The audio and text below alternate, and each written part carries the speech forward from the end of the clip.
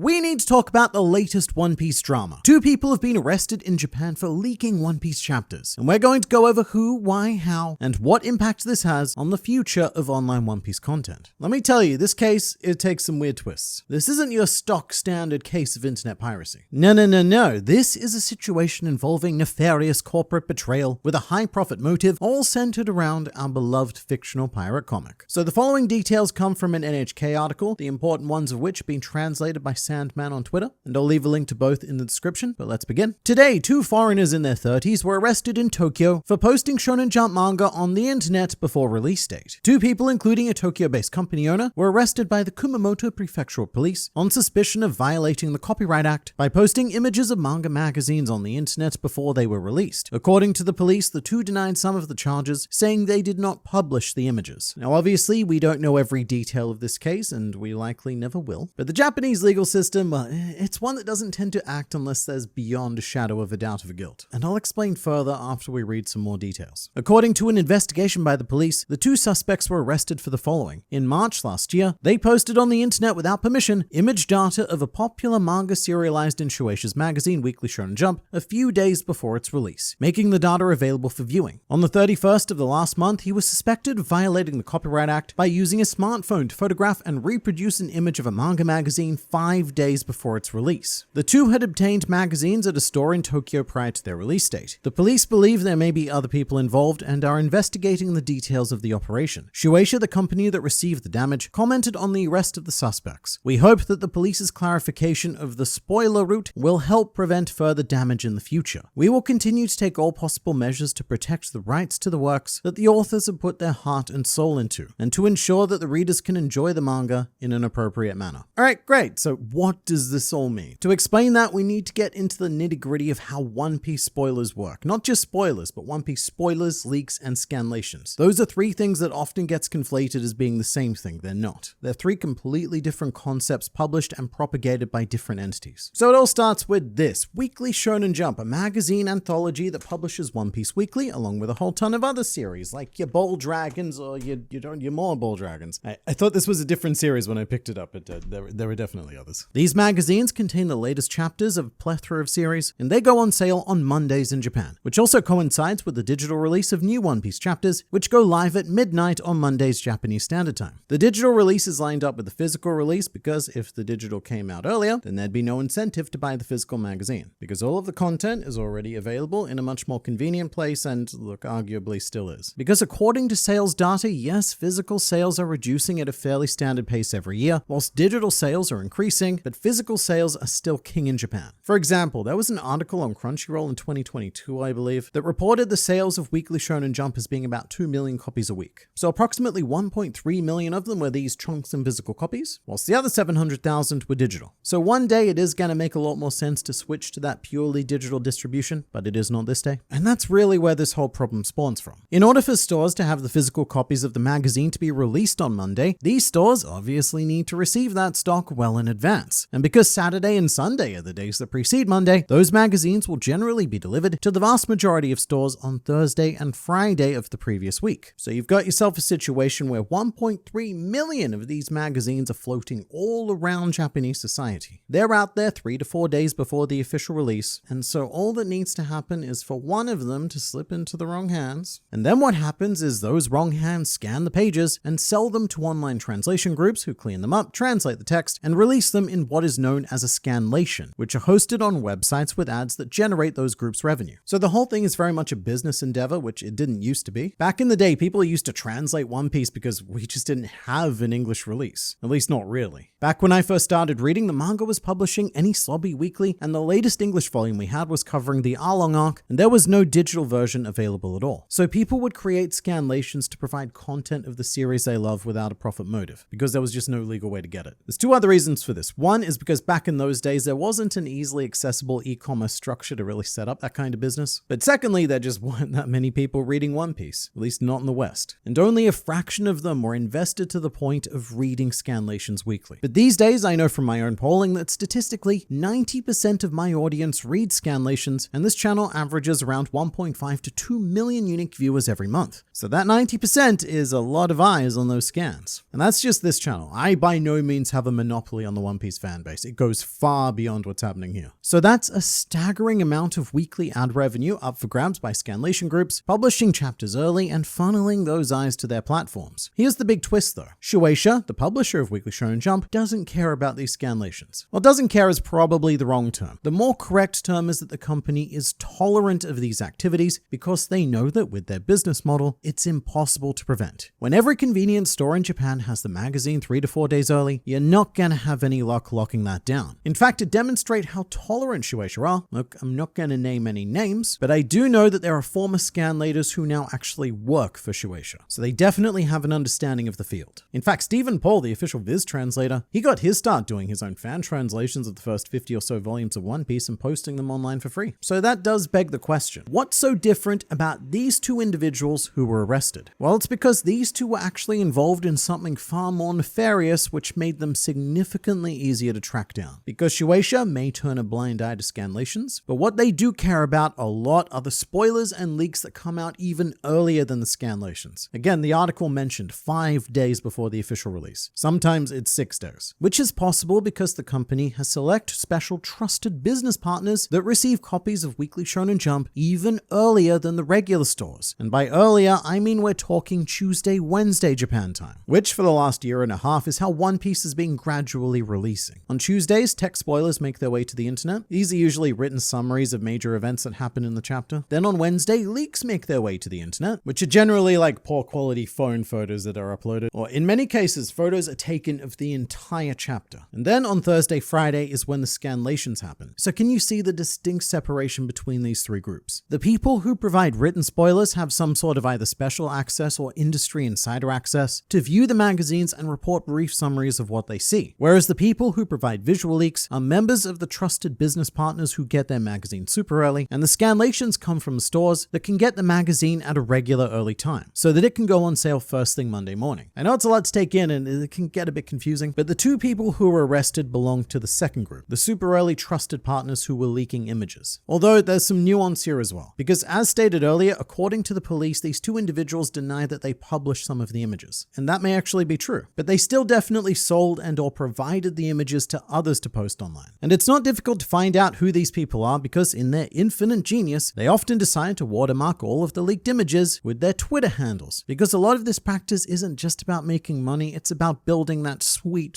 online clout. Probably the most well-known account at the moment is Pewpiece, who has a pretty colossal Twitter following, because every Wednesday this account would host images of the full chapter with a rough text translation provided by others. Now usually this is the sort of thing that would get you DMCA'd on Twitter, but the trick is that these accounts, they only keep the images up for say a couple of hours and then they immediately delete them to avoid being flagged, which is something that even gets referenced in the NHK article. Minya Tomishige, the head of intellectual property at Shueisha, said, "In many cases, the leakers delete the images before the request is made," the request referring to a DMCA request, thereby avoiding account suspension, and the response is not keeping pace with the situation. Basically, Shueisha's legal department and Twitter's DMCA structure can't keep up with the pace of the leaks. And these Twitter users were not the only ones to take advantage of this. A year and a bit ago, a new scanlation team popped up called OP Scans, who were somehow able to obtain chapter images before the regular scan groups could, which we now know is because they were in direct contact with the trusted business partners who were arrested. And the reason why we know this is because in a lovely evidence collage provided by the Kumamoto police, you can see the OP Scans bird logo plastered all over the pages, which again, it blows my mind. Like, I get why they do it, because it is a business and you want people to be aware of your brand and to come back to you. But that's also completely counterintuitive when your business is also a crime. You're basically self-reporting with every upload and begging to be caught. And this does appear to have spooked OP Scans to the point where their website is now offline and their Discord server and Twitter have been deleted. So I don't think we'll be hearing from them again. And I also want to note that the Kumamoto police have the most adorable little bear mascot. And if the name Kumamoto sounds familiar to you, well, it should, because this is where the story takes another wild twist, which is that Kumamoto is the city in which Eiichiro Oda, the author of One Piece, was born. It's the city that has the statues of the Straw Hats scattered throughout as a thanks to Oda for his donations to rebuild after their earthquake incident. So these leakers were operating in Oda's hometown, basically distributing his manga from his backyard. It's such a crazy coincidence that it happened here of all places. But really, something like this has been a long time coming. And look, I have nothing against people who read spoilers. You do you. But the spoiler culture has been seriously screwing around with the experience of the overall fanbase. So let me take you through a week in the life of a One Piece fan prior to these arrests. On on Monday, the official translation comes out. That's wonderful, but no one cares for reasons that you'll realize shortly. Because on Tuesday, and sometimes also on Monday, the text spoilers for the next chapter drop, which immediately invalidates any discussion about the previous official chapter. On Wednesdays, image leaks for the new chapter come online, often featuring the entire chapter in raw Japanese. And shortly after this, the OP Scans translation would pop up due to their early access. Then on Thursday, the regular scanlations come out. And then on Friday, nothing. Friday, Saturday, and Sunday, they pass uneventfully.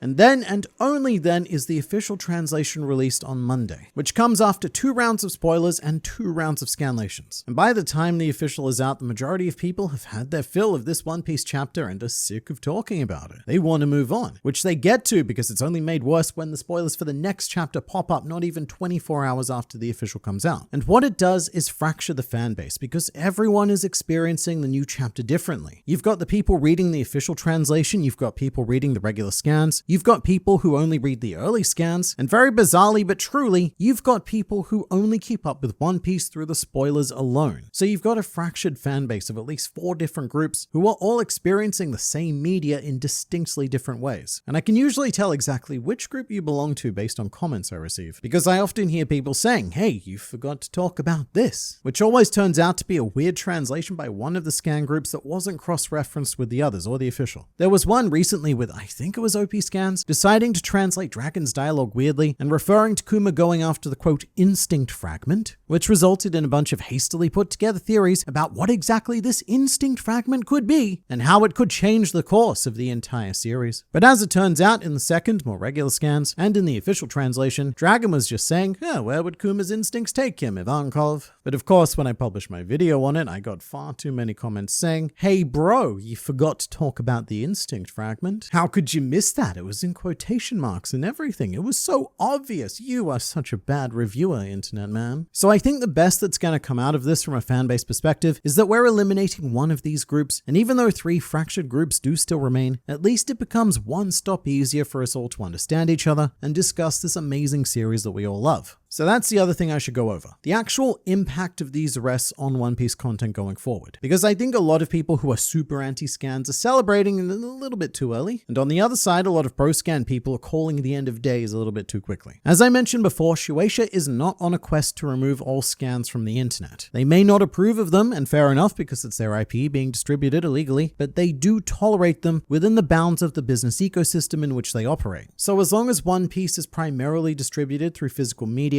regular scanlations will never stop. There's just too high a profit motive for doing them and no real fear of repercussions for doing so. But what this does mean is that for the truly addicted, the idea of Wednesday One Piece is gone for now. You're gonna have to wait until Thursday, Friday, depending on where you live, which is still half a week earlier than those who read the official translation. So that divide isn't going anywhere. And you can also probably still expect text spoilers to come out quite early. People might lay a bit low after this whole incident, but they're gonna pop up again. Because to reiterate, the people who provided the text-only spoilers were a completely different group. They weren't necessarily the ones getting content from the people who were arrested. There are a litany of other sources. And it's not even unheard of to have leaks directly from the officers themselves. For example, when Gear 5th was first introduced in the manga, there was an absolutely insane week where about half of the chapter was leaked directly from the office of a translator. Like, we're talking the official scanned digital copy that was missing text, not the photos taken from the magazines. So that was a proper internal controversy. Now, as for the fates of the 2 people arrested, one common sentiment on Twitter right now can be summed up as the following: free them boys, man. They ain't do shit. Which isn't true. Those boys, man, certainly did some shit. They were part of a network of trusted business associates who distributed the work of others for a profit motive. And look, the Japanese legal system is probably going to come down on them pretty hard. They do not mess around with copyright violations. To illustrate, in 2021, the owner of the Mangamora website was sentenced to 3 years in jail and a fine in excess of $650,000 by the Fukuoka District Court. Now, this is a slightly different situation because Mangamora was hosting literally thousands of different series, whereas the 2 individuals in this case, they were leaking a handful, but I don't know. I really don't know how much of a difference it makes when it comes to Japanese copyright law. And I definitely expect the jail time within the realm of years for these guys. And as a final note, I would strongly encourage you all to support the official release even if you're a scan reader. A monthly subscription to Viz costs $3, and I know that some of you are going to be in financial situations where $3 a month is a make or break issue. I used to work work in the arts, so believe me, I understand tight budgets. Poor decisions were made. And I'm not going to say, well, you don't deserve One Piece because you can't afford it, so that's fine, but I would encourage anyone who could to show support to the company and the author who provides us with this experience. And hey, if we show them enough financial support, like countries such as France or Germany, then we might even start to get stuff like early releases of One Piece movies and an increase focused on the region, because the only way that Shueisha can gauge global interest in One Piece is through sales numbers. That's the reason why we don't get a lot of English-speaking special access to stuff like, One Piece Film Red, because that's not where the money is. It takes a long time for it to get to us because we're at the bottom of the list. And next, this is just my personal morality, which I'm not going to put onto all of you, but I just believe it's the right thing to do. One Piece has changed my life. Even before I was talking about it for a living, a new chapter of One Piece was the brightest part of my week, and it got me through some not so amazing parts of my life. So I think that giving Viz Media $3 a month is the deal of a lifetime and the bare minimum of what is deserved.